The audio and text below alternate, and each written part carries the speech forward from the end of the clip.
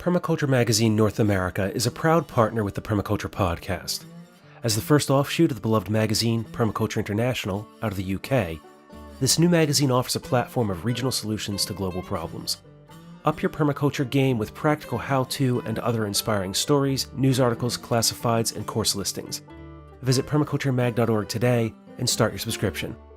Paper copy subscriptions receive the 25-year digital archive of Permaculture International as a free bonus. As a Permaculture Podcast listener, you can receive a 25% discount to a digital subscription to Permaculture Magazine North America by using the discount code PMNA25TPP.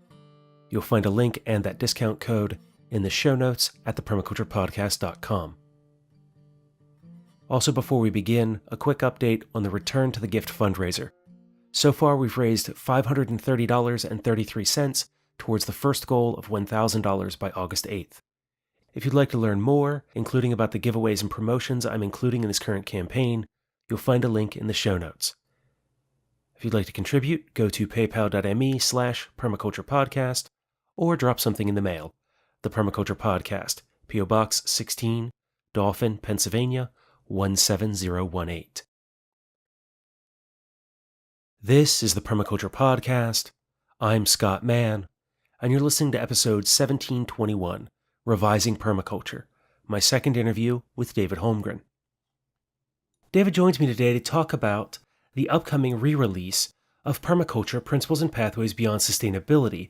Starting in that space, we also talk about the evolution of permaculture principles in general, whether we should talk about resilience as a standalone principle of permaculture or simply a system characteristic, and then move on to talk about the security that comes from growing our own food.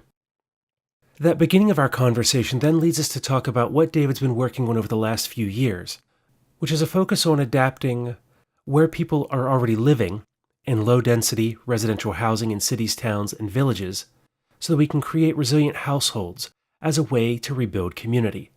That results in David's next book, which will be out later this year, and I plan to have an additional conversation with him about, called Suburbia.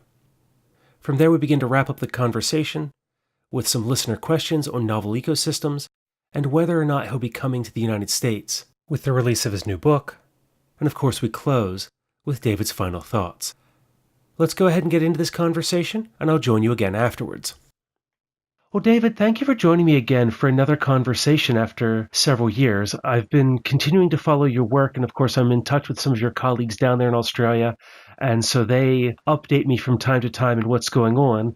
And I think the most interesting thing that's come on my radar, which is what I wanted to talk with you some about today, was your new release or re-release of Permaculture, Principles and Pathways Beyond Sustainability. But before we head in that direction, since it has been a while, I was wondering if you might give us a bit of a personal update on what you've been working on in addition to that book.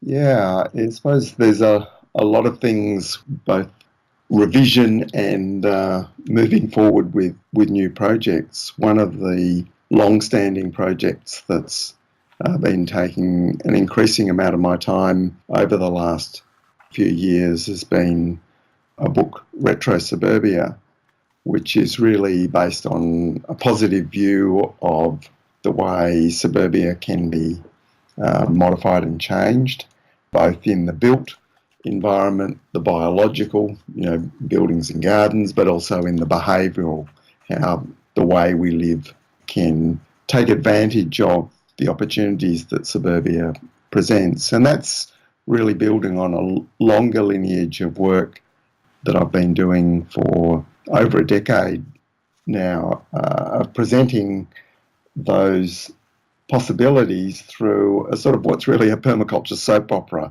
my Aussie Street story, which tracks a suburban street from the 1950s through the various decades and through the permaculture retrofit and on into the second Great Depression of the 2020s. And that's been a sort of very engaging story that I've used to sort of deal with those things over a long time, and it's a sort of an integral part of that book project. But that's been overlaid with various other things, and of course on the home front, our property here at Maliadora continues to sort of occupy a lot of my time and focus, although there are other people now engaged on the place here in a more long-term sense as well, and continue to have a strong interest in the whole area of novel ecosystems, though I haven't done so much writing on that subject, partly because I think the field has taken off there are a lot of authors and other people working on that field, so I have a sense that there's a lot of positive things happening there that I don't so much feel like a dissident in the wilderness in those ideas. And yes, the revised edition of Principles and Pathways has been a little bit of taking me back to what exactly did I say and what exactly did I mean by those words that were written really mostly around 2000. And with so much time since then and the continued influence that book has had, I know so many people are using that as the groundwork for their permaculture practices because of the amount of information that you put into each of those 12 principles.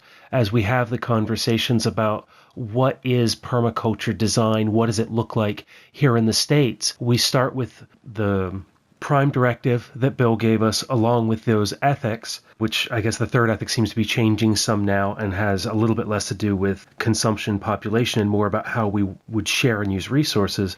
But from that, it descends into principles, strategies, and techniques, of which your 12 principles are perhaps the most well-known and well-articulated. Yeah, I suppose that's been an evolutionary process in a way, because I've often pointed out that rather than principles being something that was set in stone at the beginning by myself and Mollison in Permaculture 1, they were sort of like implied in the text, and even in the designer's manual a decade later, there's really a whole lot of different sort of framings of that subject, and it's only in the introduction to permaculture in 1990 that Bill Mollison and Rennie Slay sort of distilled what most people in those years were sort of teaching as permaculture principles.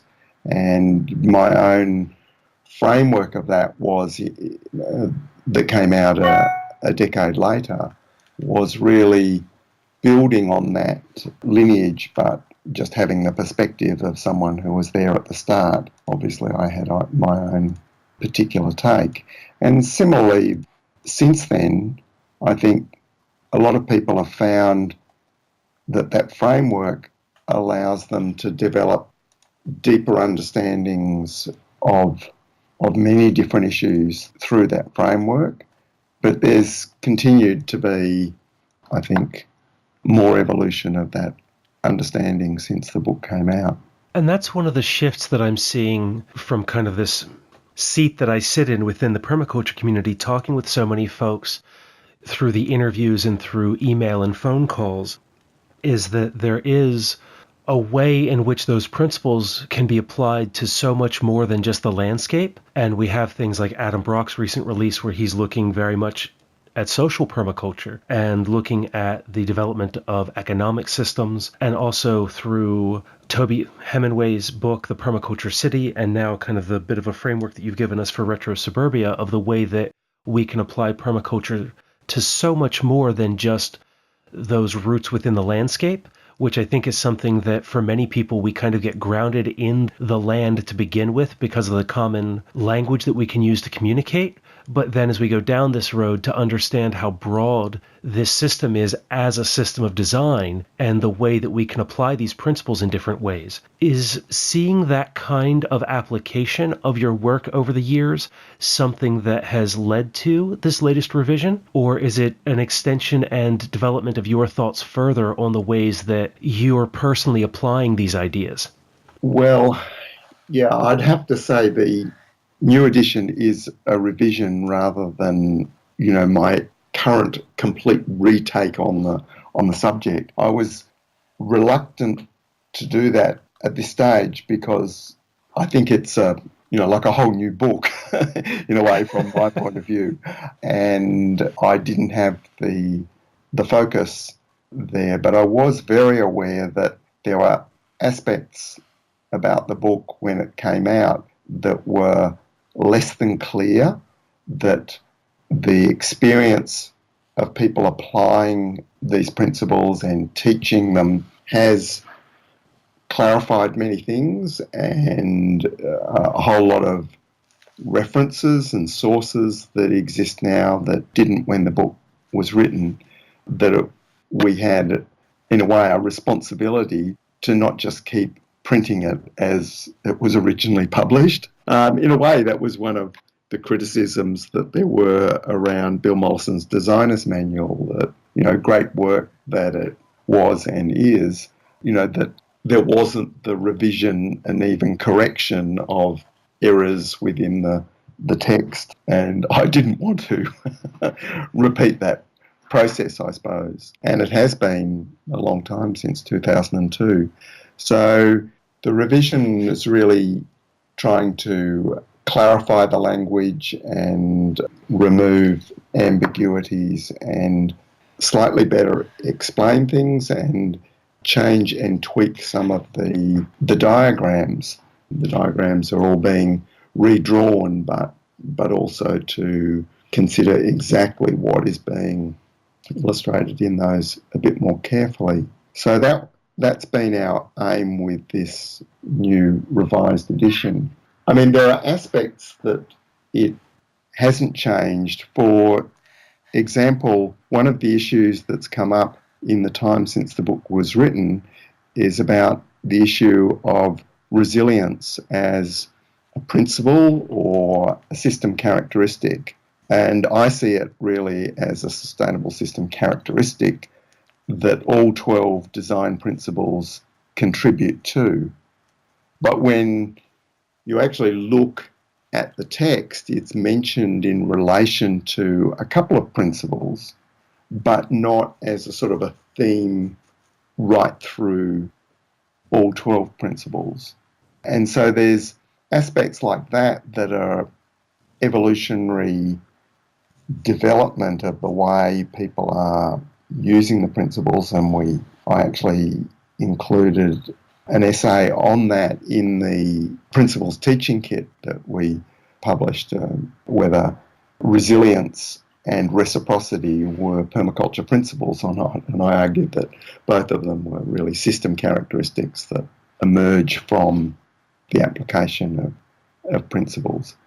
And, but to sort of change the text in the sense of writing those current understandings into the book felt to me that's another book, and that it was better from a historical point of view in some ways to leave the ideas in principles and pathways as I saw them at the time, at the turn of the millennium, with it just clarified and adjusted in a way the work that it would have been good to do if we'd known the book was going to have, perhaps the impact that it has had. I remember the discussion with Janet McKenzie, a professional editor who was also a permaculturist, and at the time, and she said her reaction to the manuscript was, "This is a very, very important book. It needs another 2 years' work."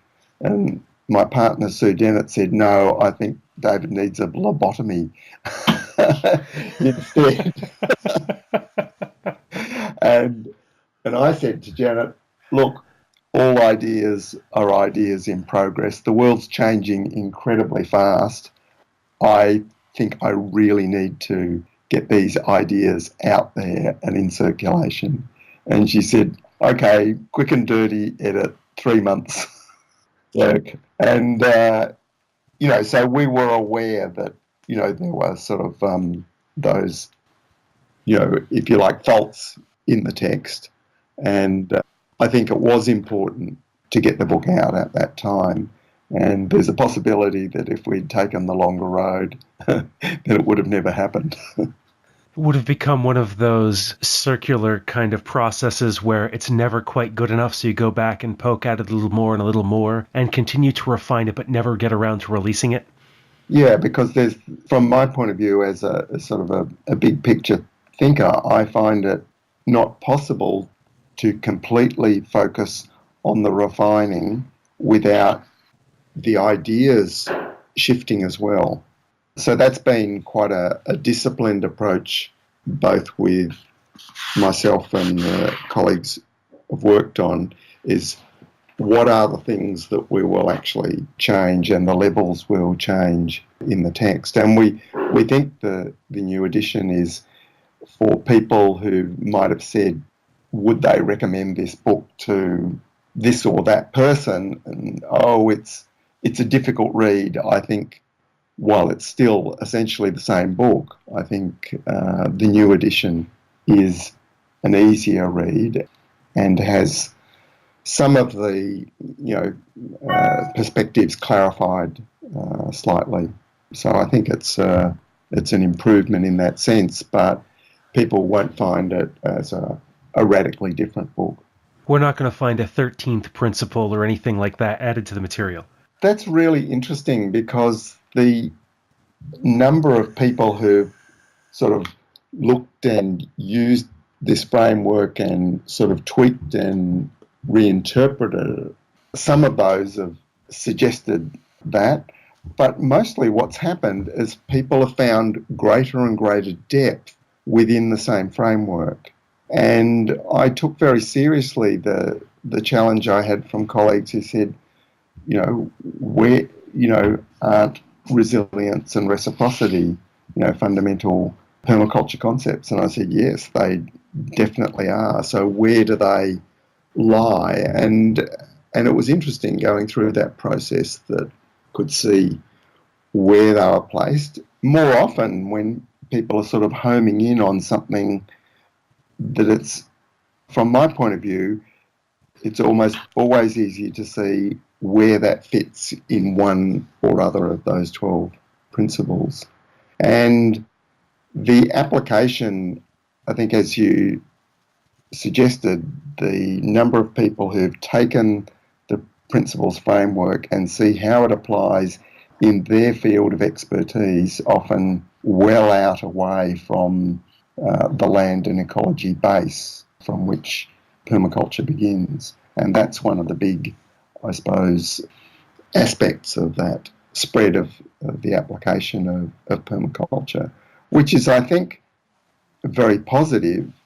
But sometimes I get nervous about people not having that base understanding in ecology and working with nature to provide our basic needs, because that is always the anchor to which we come back to sort of understand the veracity of ecological principles must be with ecology and nature itself.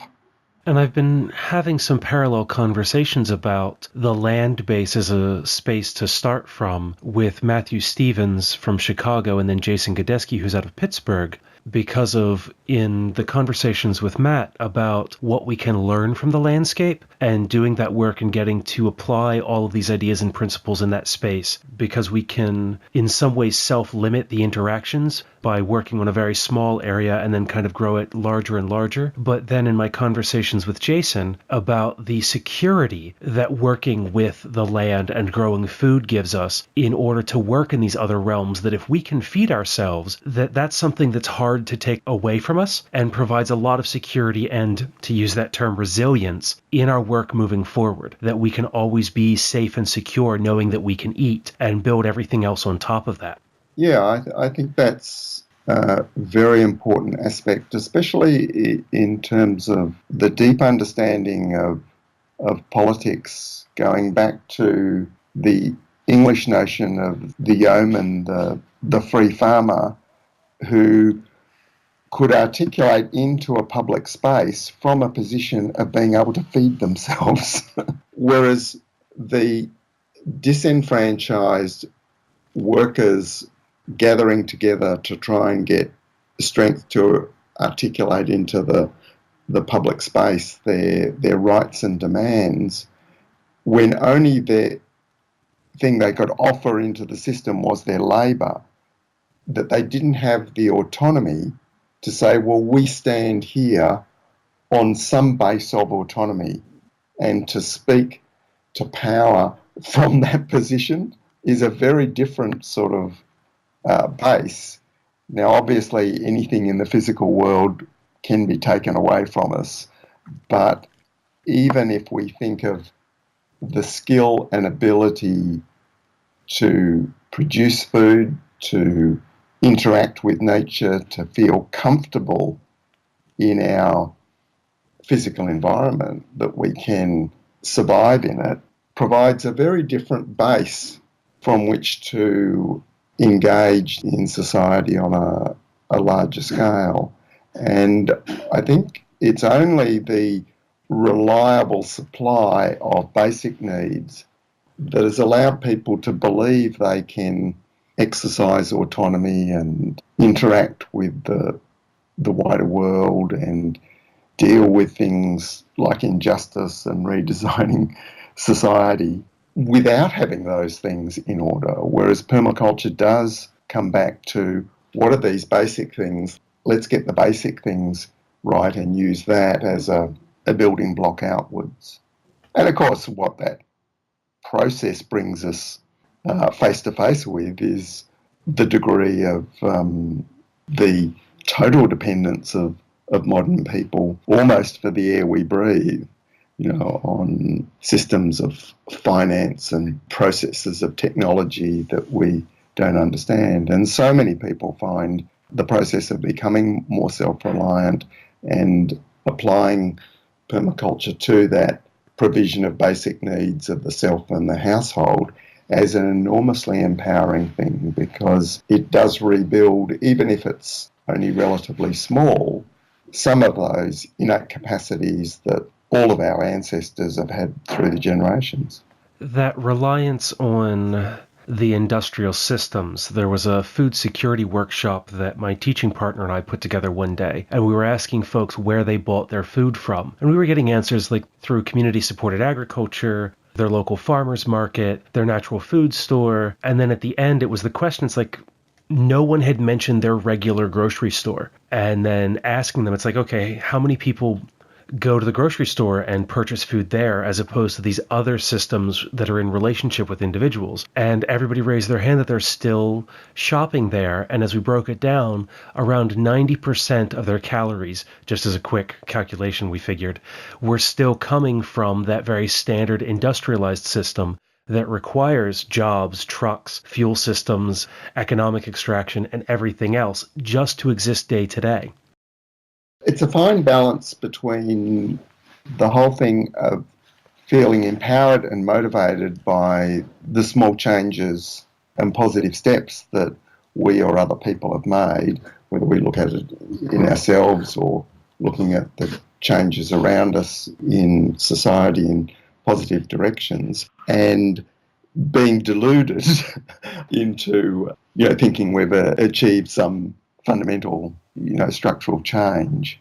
And because if there is too hard an analysis for most people, it leads to a disempowerment, that there is no point, there is this futility, and it's all too difficult for me and too difficult for society type of idea. But yes, there does need to be that dose of reality that keeps things in perspective, and also is the encouragement to work on the things that matter. And, as any peasant village person would know, the staple foods that sustain them are things that matter. So that ability to sort of see the hierarchies of vulnerabilities and hierarchies of opportunities is an important part, I suppose, of a permaculture self-audit and collective audit process. Do these kinds of thoughts enter into the work on Retrofitting? Are you examining those kinds of systems in that book? Yes, we're very much looking at how you adapt from where people already are, which in Australia and in the United States and many other affluent countries, most people are living in, or at least grew up in, low-density residential houses in cities, towns, and villages. Whether it's, often people think of suburbia as being only in big cities, especially in Australia, where we have a few big capital cities, and then a lot of people in those areas then think then there's the countryside, you know. But in fact, most Australians live in some version of that, whether it's a capital city or not, of low density housing.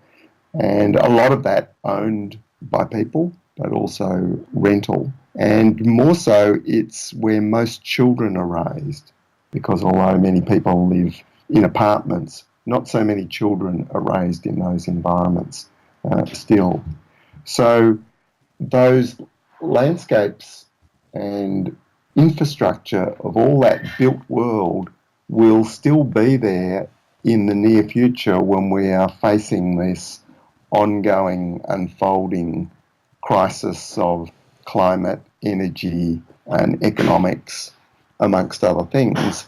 So we'll be dealing with what we already have. And so in a sense, we have to work from that, but the options for adaptive behaviour within that environment are huge. And the ability to produce some of a household's food, especially perishable fruit, vegetables, and small livestock products, which are the sort of more expensive parts of a food supply chain, if not the major calories, is this huge opportunity to effectively re-ruralise suburbia, and in the process be the engine of a bottom-up economic revival, because we know that agricultural development is still really the basis of any real economy, as opposed to the fantasy economy that we mostly have at the moment with financialised services and luxury and discretionary expenditure. We know that those sorts of things, when you get major economic contraction, they just disappear. They volatilise, they just don't exist. But the basic economy of food provision, shelter, those sorts of things continue. And in the case of shelter, in a lot of ways in Australia and other affluent countries, we actually already have enough buildings. We don't need to build huge number of more houses, but we need to retrofit what already exists. And that evidence for an excess of building stock has been sort of slow to emerge. It's mostly, some of it results from the excessive property bubble dynamics of, houses that are not being even rented out, and holiday homes of affluent people that are sitting empty, and many other things. But it's also because of the fact that we have these very large houses and often few people living in them, and even spending even fewer hours in them. So what that means is when people face economic contraction, lose jobs, or are in some ways harder up, what we know happens is household size increases. And my understanding, there's already signs that that's underway, and more people live together because it's more efficient and it's more secure. There's so many benefits. It's the obvious adaptation that people can and will do. But because the building stock is so underused at the moment in terms of hours of occupancy and the number of people there are relative to the amount of space, there's huge opportunities for us to make that behavioural adaptation that we couldn't say was available to people in previous generations. So, for example, in Australia in the Great Depression in the 1930s, a terrace house that today might have a couple living in it and spending almost no time there. Back in the 1930s, there were sort of 8 people living in that house. So it was a little bit harder to say, let's have 16 people living in that house. Whereas to go from 2 people currently living in it to 4 or 6 or 8 creates huge opportunities for household resilience. Now, whether that household is a family or an extended family or a shared house, there are many, many different forms of household that will emerge. But we see those huge opportunities for adaptive change. With that, something I was wondering, because earlier today I recorded an interview with Maikwe Ludwig, who just released a book, Together Resilient, which is talking about building community and in particular intentional communities. And I was wondering, is there an intentional community movement in Australia? Yes, very much. That's paralleled that in the United States and other affluent countries over the last 30, 40 years. And I've been very much involved and an observer of that over that time. I suppose about 20 years ago, I came to the conclusion that while the intentional communities movement had, lots of ups and downs and, sort of different assessments could be made of its success and otherwise, the timeline for the idea of designed intentional communities being rolled out, if you like, and large numbers of people actually living in these was not there. And that the opportunities for new greenfield site development of eco-villages and intentional communities would actually decline in the future, not expand. But that a lot of the learnings from those movements could be applied back into how people live in the existing unintentional communities, that new communities that will emerge in suburbia through organic processes. But really, retro-suburbia as a strategy is going beyond that and saying that rather than unintentional communities emerging primarily from people getting together in networks in neighbourhoods, the building block of that is solid, resilient households. And this is something that is often a little bit missed from some of the community-based activism that I see. And I think it's a little bit sort of a political, philosophical one, that somehow the idea of the household is a domain of the libertarian right, proposing an autonomy and independence from and rejection of society, whereas the more communitarian ideas sort of come from the left and are often more closely associated with environmentalism. Whereas I see these things as building blocks, that the household is the most fundamental collective unit in society and the centre of organisation of the basics of food production, of raising children, and then obviously local community and neighbourhood is the next level up. And that if we put all our eggs in the basket of trying to develop all the community connection, but our households are very fragile and weak, then we don't have that solid foundation to build on.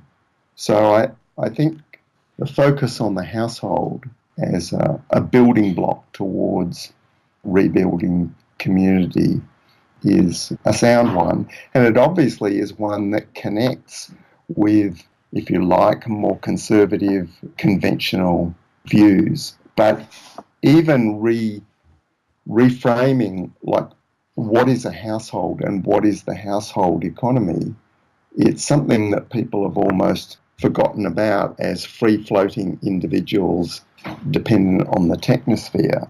The idea that the household is where we need economies of scale, that ironically all of our industrial systems are too big to be sustainable, but our households are too small to be sustainable. And that unsustainability within the household comes from those details that you laid out, the small number of people who are living in a space, the amount of space that they're taking up, the amount of time that they're not spending there, and then all the personal resources that go into the use and maintenance of this site without actually really inhabiting it. Yeah, and if we think of the household as an economy and productive activities that are not in the monetary economy, but they're in the household and community non-monetary economies of reciprocity, gift and love are the mediators of that exchange, whether it's just cooking a meal, for 5 people is way more efficient than cooking it for one. And then there are so many skills that are needed in a household, especially a household that has some access to adjacent land, like in suburbia, to be able to grow food and raise animals and work on fixing the bicycle or the car, and so many things that even at that scale need to be done. It's best distributed through a range of people with different skills and temperaments and abilities. And that's, of course, also the primary nursery, where children learn all of these possibilities without the intervention of what's really the contamination of monetary values. That so many of basic needs and basic abilities and relationships can be developed at that level, and then that spills over into the community neighbourhood domain to provide a lot of the basic needs, so that the monetary economy is only needed for the things that we can't provide at those levels, or that it's very difficult to do so. And, that runs right through to thinking about, food production, what are the most logical things to sort of grow at the home scale, but also what are the most logical things to do for yourself versus, buy in the monetary economy. And then do you see that sustainable, secure household being part of a larger network within the community? So not only are we using the skills within our household, but also relying on our neighbors as well? Yeah, and retro suburbia includes both strategies to build that informally with whoever's next door and across the street, but also some very deliberate strategies by which people might buy adjacent houses, or someone become the neighbourhood landlord because they do have capital and they buy the house next door and then get the right sort of tenants in. And similarly, tenants looking for the landlord, the person who has the right values. So we sort of, to the extent that we have the capacity, we create those things deliberately, and to the extent we can just respond to the situations we're in and build those relationships across the back fence and within the street. So retro suburbia is looking at all of those strategies and how they can work in real time to build that resilience.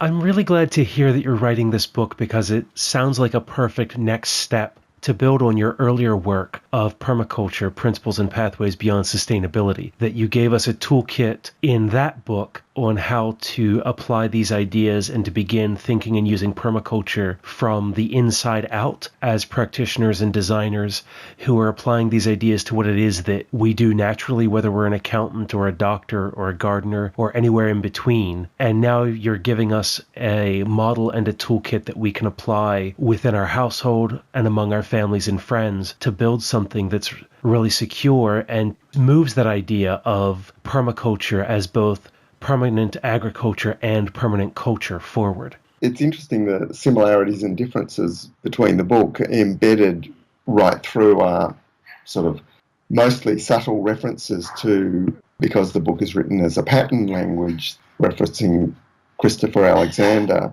but the patterns illustrate different permaculture principles throughout, but it's much more grounded and focused in addressing, if you like, a more mainstream audience and people actually wanting to do something at the practical level, rather than the book of theory that that some people would naturally see principles and pathways as being. So they're quite different writing styles, and it's something of the evolution of my own work of coming round full circle in a way to where permaculture began in terms of a populist movement that Mollison launched in the late 70s and early 80s. It was actually in suburbia in Australia where, that was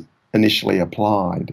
And I think there's all sorts of historical reasons why that didn't continue that weren't so much to do with the failings of the way permaculture was presented or articulated, but just the larger economic and political changes in society in the 80s that happened. But yeah, in a way, permaculture is coming back to reclaim its beginnings in suburbia. And as we study history, in some ways we come full circle, eh?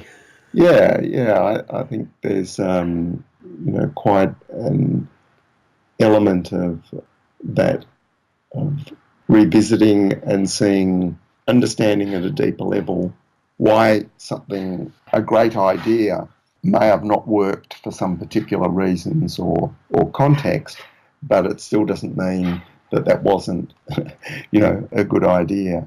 And I think also the application of permaculture through the Back to the Land movement over many cycles has obviously led to a lot of people within and beyond permaculture acknowledging the importance of community and the importance of scale in community.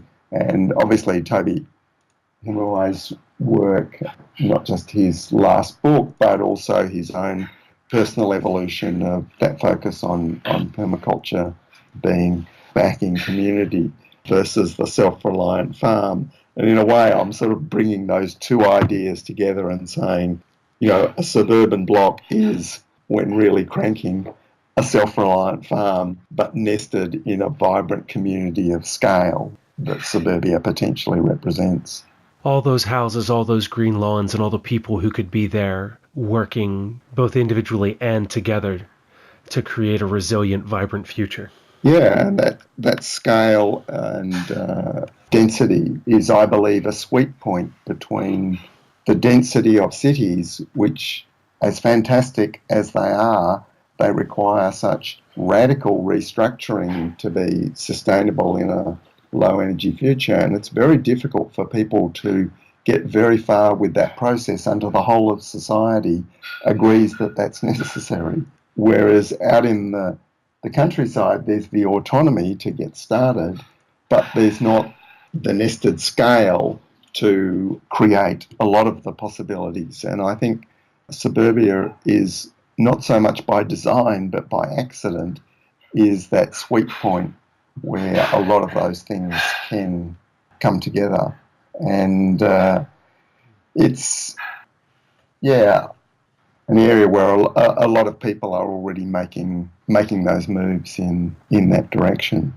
And I really appreciate what you've shared with us today, and I'm looking forward to being able to sit down with a copy of Retro Suburbia and kind of make some notes and cross-compare to my own permaculture work and that I've seen among others. But before we have that conversation in a future interview, I did have some questions from listeners that they wanted me to ask you while I had you on the line this time. The one you kind of touched on earlier was about novel ecosystems, and you mentioned that there are other people who are writing about this and talking about it. So I was wondering if you might mention a few of those resources that folks could look for to find out more about this idea.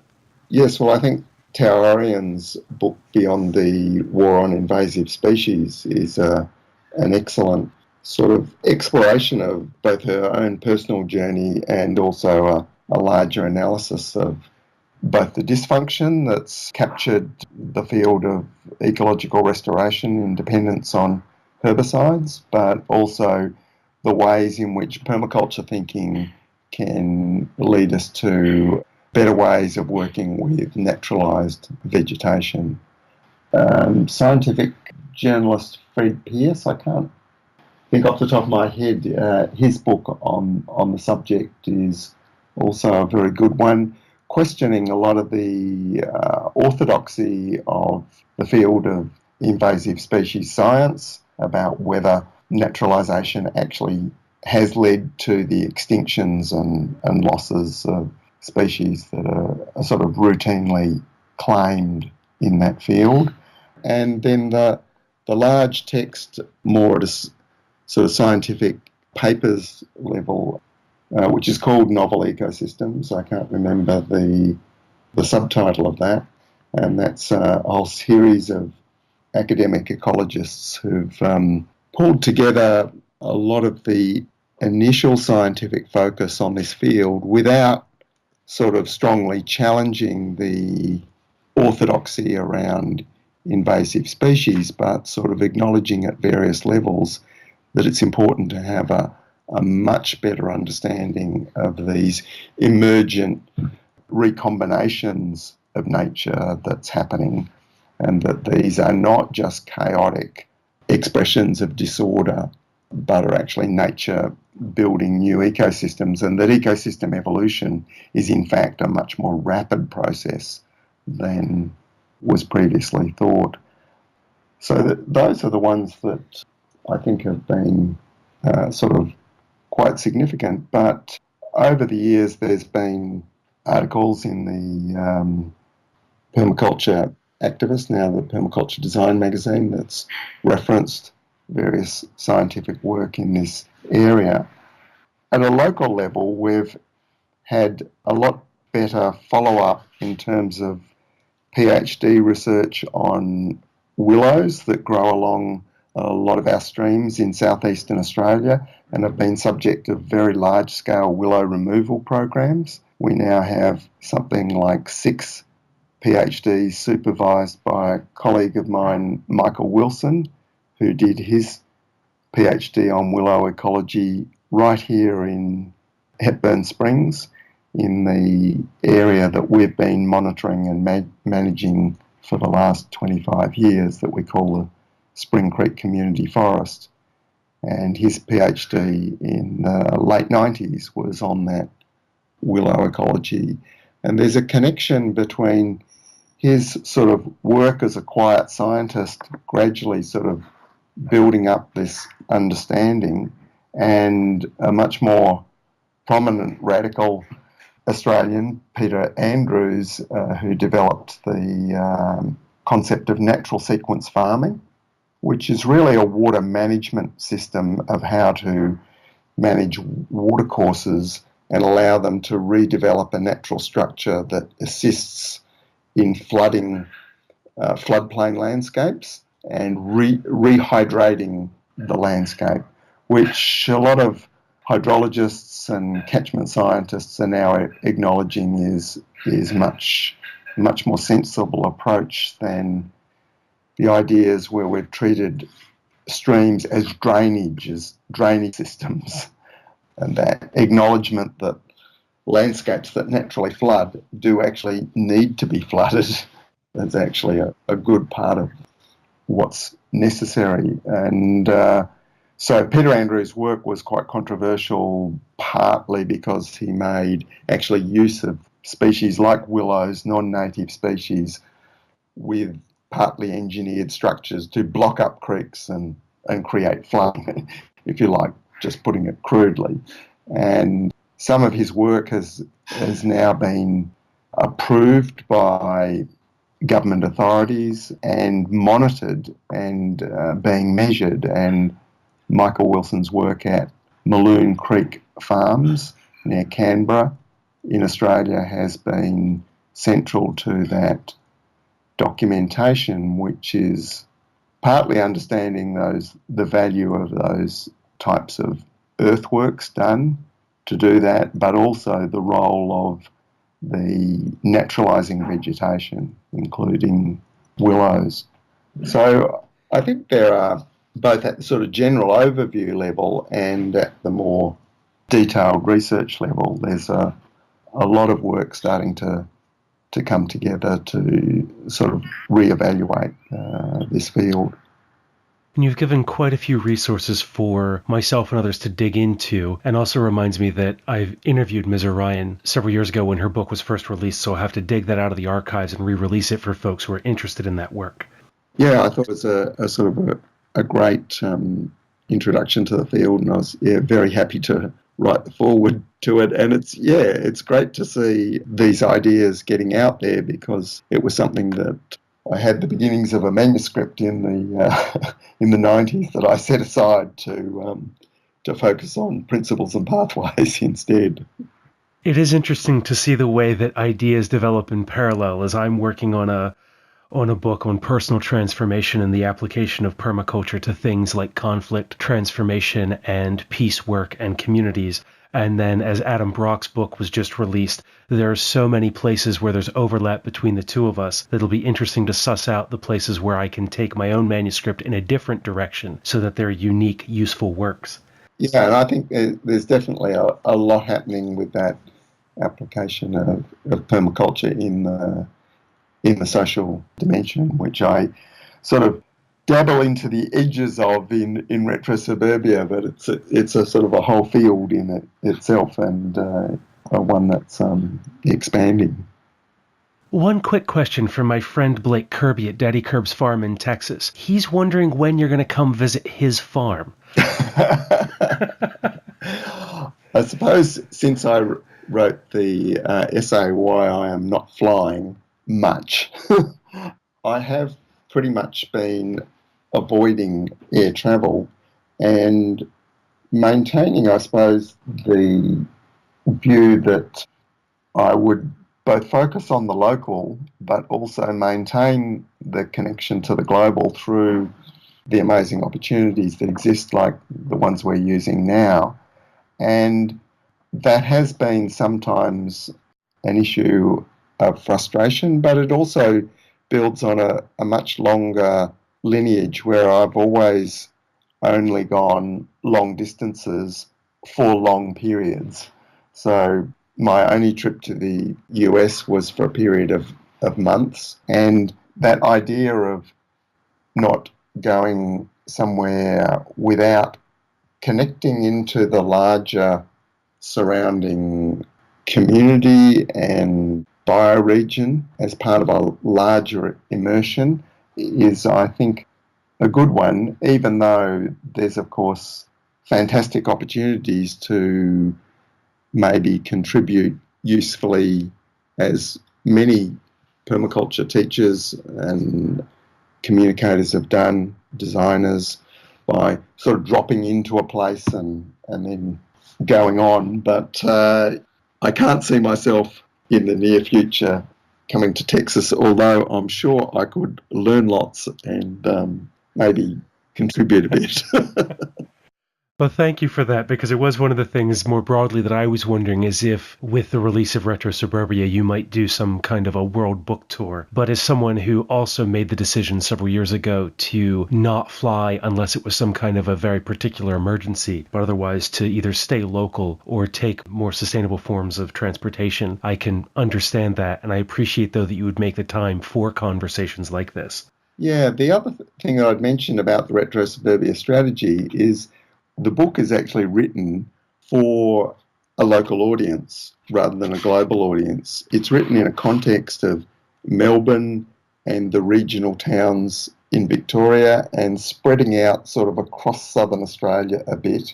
But it's written in that context quite deliberately, because that is my sort of community and where I can be specific about the solutions.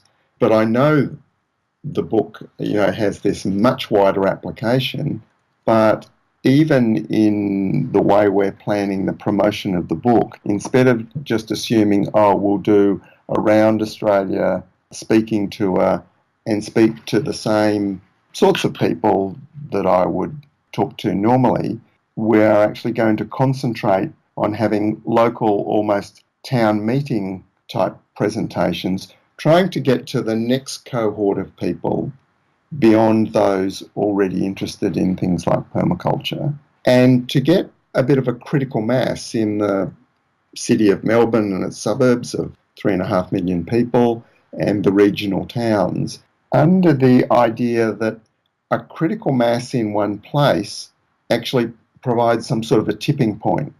And then because the world is so totally globally connected, it's very, very easy. If something of interest really starts to happen in one place, people who are wired and connected into that sort of subject area go, look at what's happening over there. Why can't we do that here? So I think it's actually, a strategy of that local global that I think has a lot more potency than let's spread the jam very thinly over the whole piece of toast.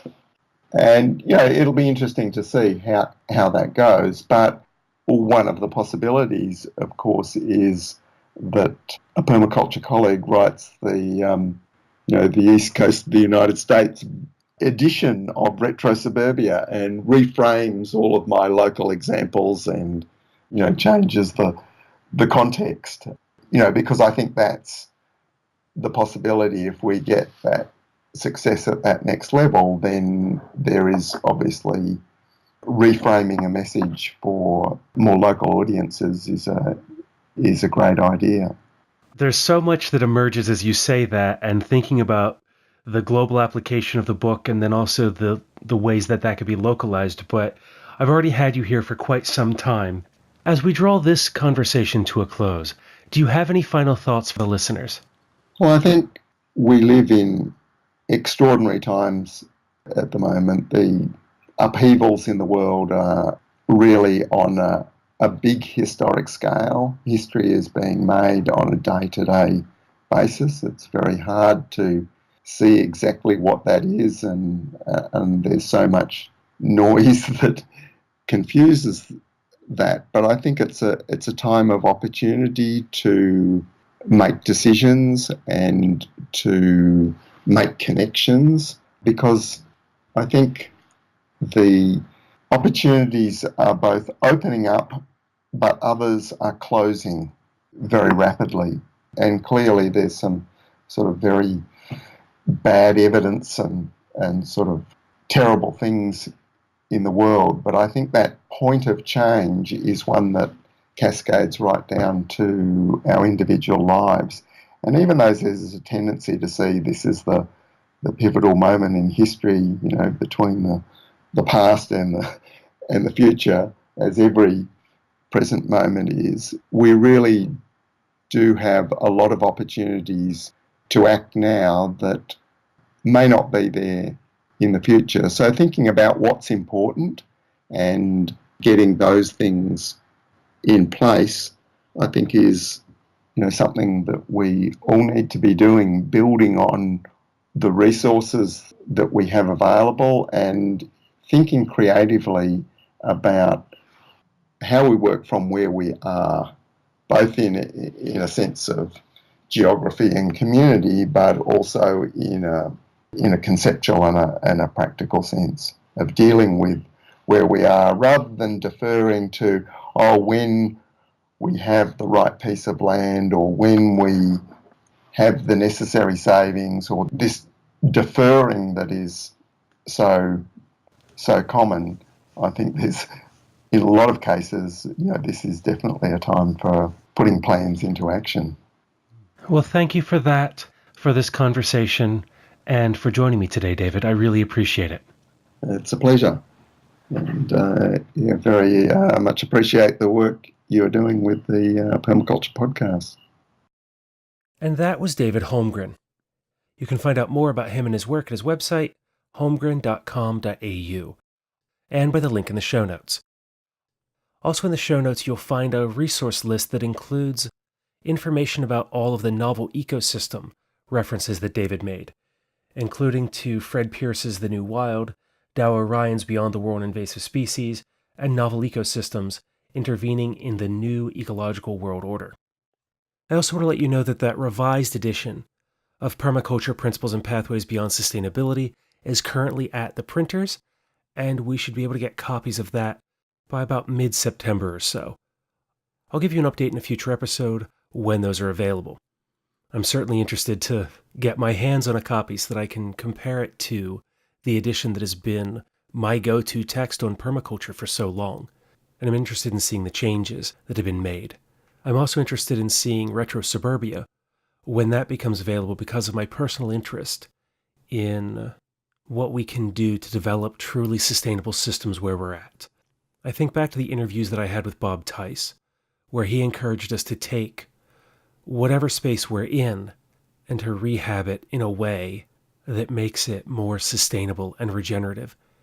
Houses and buildings that already exist, rather than going out and inflicting ourselves on a piece of land that doesn't need us. But wherever you are, whatever your interest or focus is in permaculture, I definitely think you should have a copy of David Holmgren's Permaculture Principles and Pathways Beyond Sustainability. It really is a fantastic book that the more that I spend time with, the more that I come to understand and learn from it. In many ways, each of those principles remind me of a prayer or a Zen koan that we might reflect on, and as we do, take ever deeper meaning. What are your thoughts after listening to this interview? As always, you can leave a comment or get in touch with me.